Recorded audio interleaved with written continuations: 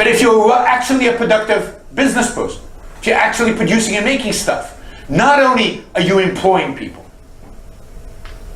not only are you making my life better by selling me the goods, you're also making your life better.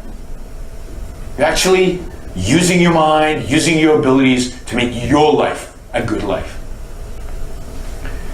So, is it fair that billionaires are billionaires? Yeah.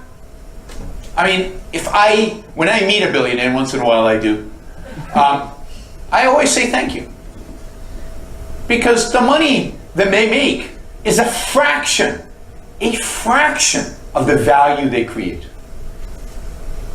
Now, a lot of people use this kind of statistic. They say, like, the 20 richest people in the world, and I don't know what the exact number is, but it's something like this. The 20 richest people in the world have more wealth than half of mankind, like 3 billion people.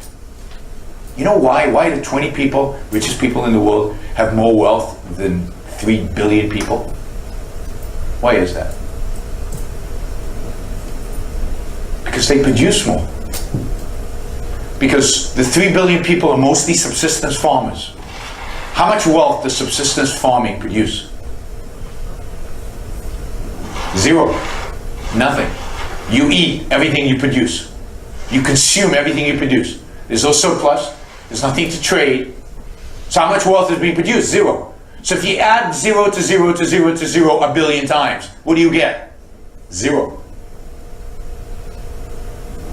I mean, if this room was full of students in the United States, I would say I, one person, are richer than the entire auditorium here. Why?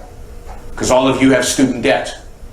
Yeah, so your net worth is negative, which is what you should do when you're a student. You can take on debt. I paid off my debt and mine is positive. So even if my bank account has $1 in it, I'm richer than the whole auditorium because your wealth is negative. I mean, when you do these statistics, it's just demagogy. It's not real. It's just being a demagogue. Yes, 3 billion people have less wealth than Bill Gates and another 20 billionaires. Yeah, because these guys made something that changed the world. 3 billion people didn't. I wish they did. More billionaires, the better. So, the fairness argument and the economic argument really make no sense. The people who become very, very wealthy are wealthy because they produce the wealth. They've created it. Did they redistribute the wealth? Did they take it from other people? No, because the wealth keeps growing. New wealth constantly is created. There wasn't an iPhone before there's an iPhone. That's something new. That's something that didn't exist before. And if you look at entrepreneurs out there, if they do something that they're not redistributing stuff, they're creating something new. They're making something that didn't exist before. Wealth is something that when you create it, you add it. The only entity that redistributes wealth is government. It takes from some and gives to others.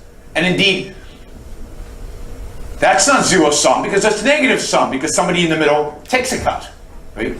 It costs a lot of money to redistribute wealth, it turns out. There's a massive bureaucracy that has to be paid in order to facilitate it.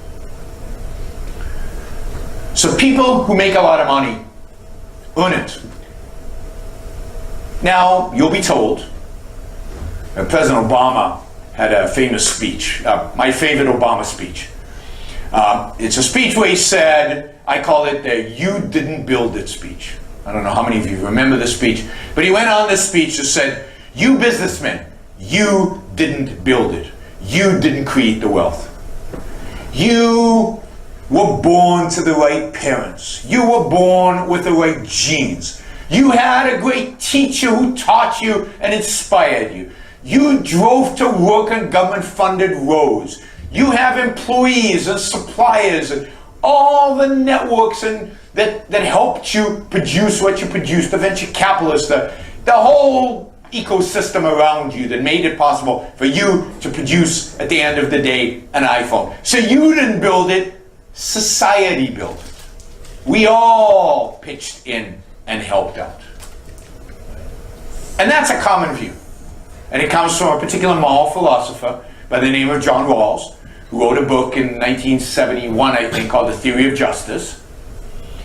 And it's probably the most influential book in modern philosophy, particularly political theory. If you study political theory, this is what you'll study. You'll study John Rawls. And Rawls said, you don't deserve anything you make. You don't deserve anything you get. You're just a product of your genes and your environment.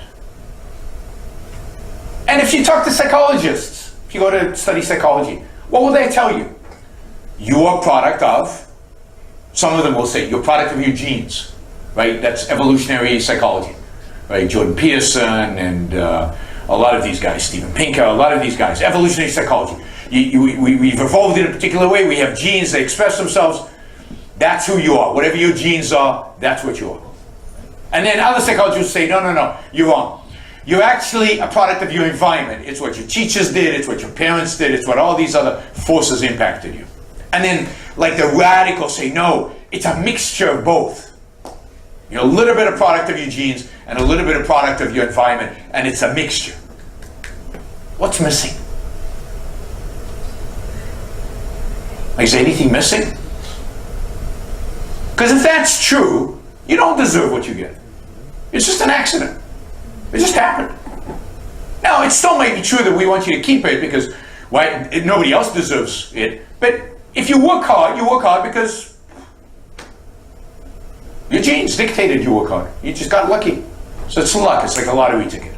And, we don't feel too bad about redistributing wealth if it's a lottery ticket. So what's missing? Agency. Yeah, well, what's another word for agency? Free will. Free will. I know it's an unpopular, unsexy word. I think it's pretty sexy, though. Free will. You get to make choices. Yeah, you're born in a particular environment. Yes, you have particular genes. Yes, they impact you. But you know who actually decides who you are? Who you will become? What you do with those genes and what you do with the environment? You do. That's why you can have people born in the same environment producing completely different results. You can have twins or siblings who have pretty much the same genes and produce completely different results. Because you get to shape yourself, or not.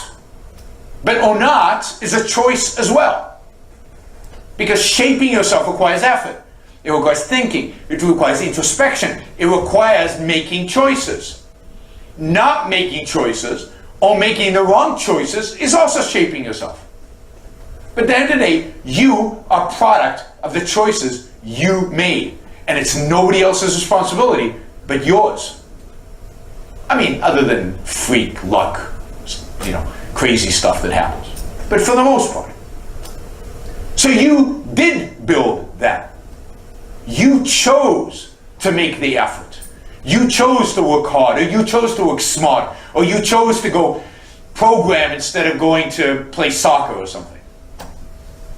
It's choices you make. Whether you study for the exam or don't study for the exam. And we all know we make those choices. And we all know we face points in our lives where it's really, really tempting not to study for the exam because the party is really hot and it's really cool and I'd rather go to the party. And sometimes we do go to the party and we don't study. And it's a choice. And there are consequences, always. So that is what shapes who we are. And therefore we do build it. We are responsible for our own lives. We are responsible for our own success. And to a large extent, we're responsible for our own failures. And failure is not a disaster, most parts. Again, there are some failures that are. And failures are opportunities to learn and become better and figure out what went wrong and make better choices in the future. So the whole inequality issue, if people are agents, if they have agency, if they have responsibility, if they are choosing, if they do build that, then the people who make a lot deserve what they make. People who make a little deserve the little because that's what they make. So why is it an issue? Well, because we have in our imagination this moral ideal that equality is the right. Equality is good. After all, even in the United States Declaration of Independence, the founding fathers of America said all men are created equal. Now, they didn't quite mean it, right? Because it was slavery. And when they talked about men in that context, they didn't include women. So they had to make some fixes to that statement. But the intent was all human beings are equal. But what did they mean by equal? Did they mean that we all have the same stuff? That we all have the same ability? They all have the same productive capacity and therefore should get the same stuff? No, I mean, they weren't stupid and they weren't naive. What did they mean by equality? Sharing kind of rights. Yeah, equality of rights. Equality before the law. Equality of freedoms. Every individual is free to live his life based on his choices. Every individual is free to live free of coercion, free of force, free of authority, to exercise his rationality in pursuit of his values without other people interfering, without the state interfering. So the idea of equality, at least in the 18th century, and I think to a big part of the 19th century, was the idea of equality of freedom. We're all free. The idea of equality of rights. We all have the right to life, liberty, property, and the pursuit of happiness. You say everybody is enslaved to everybody, yet this came about democratically, and free people in a free country voted for this kind of government, wanted this kind of legislation. Do you object to the democratic process? I object to the idea that people have the right to vote on everything. The traditional American system was a system based on the idea that majority will prevailed only in public or political affairs, and that it was limited by inalienable individual rights. Therefore, I do not believe that a majority can vote a man's life or property or freedom away from him. Therefore, I do not believe that if a majority votes on any issue, that this makes the issue right. It doesn't. All right. Then how do we arrive at action? How should we arrive at action? By voluntary consent, voluntary cooperation of free men, unforced. And how do our leaders arrive? How do we arrive at our leadership? Who elects? Who appoints? The whole people elects. There is nothing wrong with the democratic process in politics. We arrive at it the way we arrived by the American Constitution as it used to be. By the constitutional process as we had it, people elect officials, but the powers of those officials, the powers of government are strictly limited. They will have no right to initiate force or compulsion against any citizen except a criminal. Those who have initiated force will be punished by force, and that is the only proper function of government. What we would not permit is the government to initiate force against people who have hurt no one, who have not forced anyone. We would not give the government or the majority or any minority the right to take the life or the property of others. That was the original American system. When you say take the property of others, I imagine that you're talking now about taxes. Yes, I am. And you believe that there should be no right by the government to tax.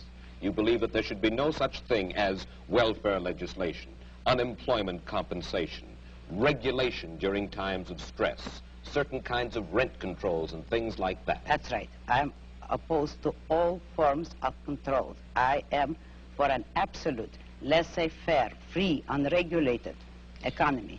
Let me put it briefly. I'm for the separation of state and economics, just as we had separation of state and church, which led to peaceful coexistence among different religions after a period of religious wars.